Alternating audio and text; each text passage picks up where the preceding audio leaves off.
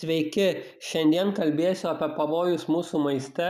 Bus labai įdomus video, nes mūsų kūnas yra mūsų šventovė ir tie, kurie yra pasikrikštę upėje, ežere ar kitame vandens telkinyje, turi ir šventąją dvasią, tad reikia labai rūpintis mūsų kūnais ir sveikata. Manau, kad pastoriai per mažai dėmesio skiria sveikatai, ypač šiais laikais, kai tiek daug visokių slaptų dalykų vyksta. Taigi pradėsiu nuo pirmo patarimo. Nusipirkite vandens filtrą. Prekybos centruose esantis plastikiniuose buteliuose vanduo nėra toks sveikas, kaip jums atrodo. Pavyzdžiui, aš nusipirkau vandens filtrą ir jame buvo elektroninis matuoklis, tai palyginau vandenį čiaupę su pigesniu buteliu prekybos centruose, tai rezultatai buvo stulbinantis. Čiaupo vanduo turėjo 300 kažkiek detalių, o vanduo plastikinėme butelyje turėjo apytiksliai 250, aš neatsimenu kiek tiksliai. Taigi matome, kad kai kurie vandens buteliai nedaug ko skiriasi nuo čiaupo vandens.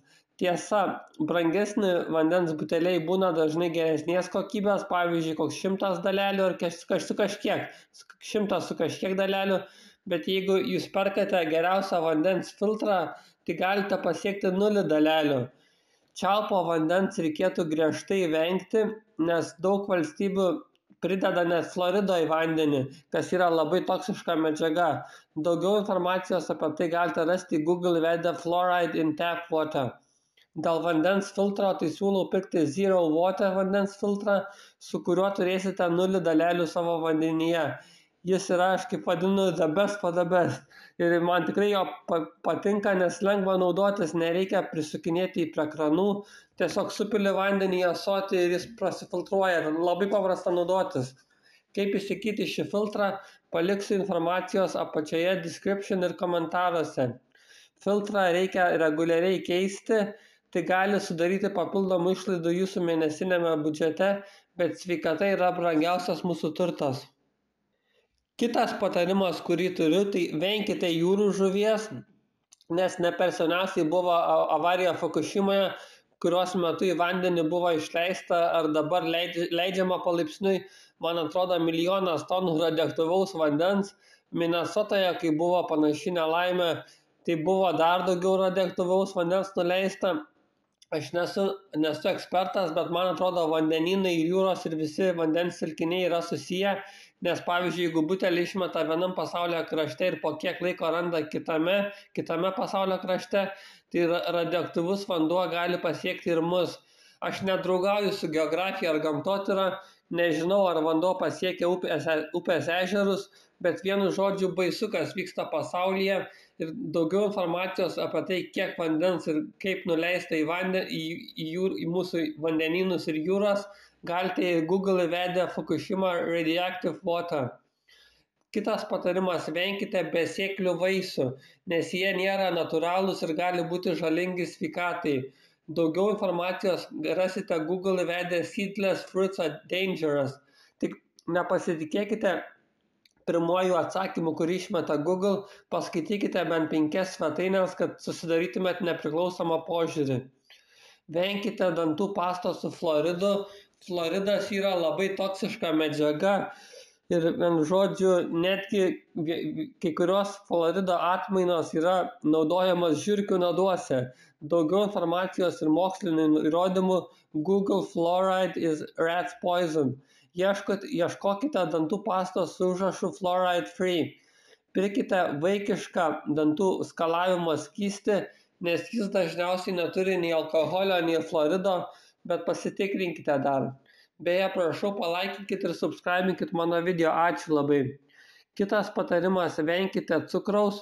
Vėžinės ląstelės turi daugiau cukraus receptorių, žymiai daugiau cukraus receptorių, ar ko ten aš tiksliai neatsimenu, bet vienu žodžiu vėžinės ląstelės labai mėgsta cukrų.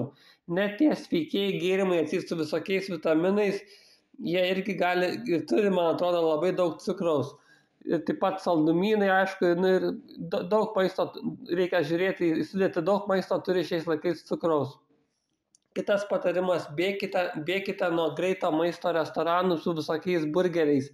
Jei pasakyčiau, ką jie daro su maistu, jūs išgriūtumėt nuo kėdės ir nepatikėtumėt manim, tad nesakysiu, nes visi sakys, o čia sąmokslo teorija. Niekada nesilankykite greito maisto restoranuose, nevalgykite jokių burgerių, nes patikėkit, apsivemtumėt, jeigu sužinotumėt tiesą. O dar siūlau netgi nepirkti picų prekybos centruose. Man atrodo, Dievas leidžia teršti tą maistą nesveiką, nes jeigu jau valgot picas ir burgerius, tai jau tikrai nesirūpinat sveikatą, tad prašau, venkite tokio maisto. Kitas patarimas: venkite rūkytos mėsos, nes ji yra karcinogeniška. Venkite kiaulienos, Senajame testamente ji buvo net uždrausta, nors Naujajame testamente jį leidžiama valgyti šiais laikais kiaulieną pagal Bibliją, tačiau vis tiek tai yra purvinas gyvūnas ir turi reputaciją, kad yra nesveika mėsa. Daugiau informacijos Google pork is least healthy meat. Kitas patarimas: stenkitės pirkti organinį maistą. Pavyzdžiui, jeigu yra pasirinkimas pirkti paprastus bananus su užrašu organic, pirkite organinius. Dar vienas patarimas, akivaizdu aišku, venkite apdoroto maisto, tokio kaip sausainiai, bandelės, čipsai ir panašiai. Būkite atsargūs su vištiena, nes joje dažnai būna antibiotikų. Maksimoje prie kai kurių vištienų rašo be antibiotikų, bet nesu tikras, ar galima jais pasitikėti. Geriausiai, man atrodo, ieškoti ūkininkų, kurie užsiema natūraliu auginimu. Aš tai mėgstu valgyti jautieną, nes jis suteikia jėgų. Ačiū, kad klausėte. Jeigu jums patiko šis video, prašau, apsilankykite mano YouTube kanale ir svetainėje, kur daug informacijos apie dabartinius ir būsimus laikus pagal Bibliją. Manau, visi matome, kad laikai tikrai įdomėja, tad metas apsišviesti.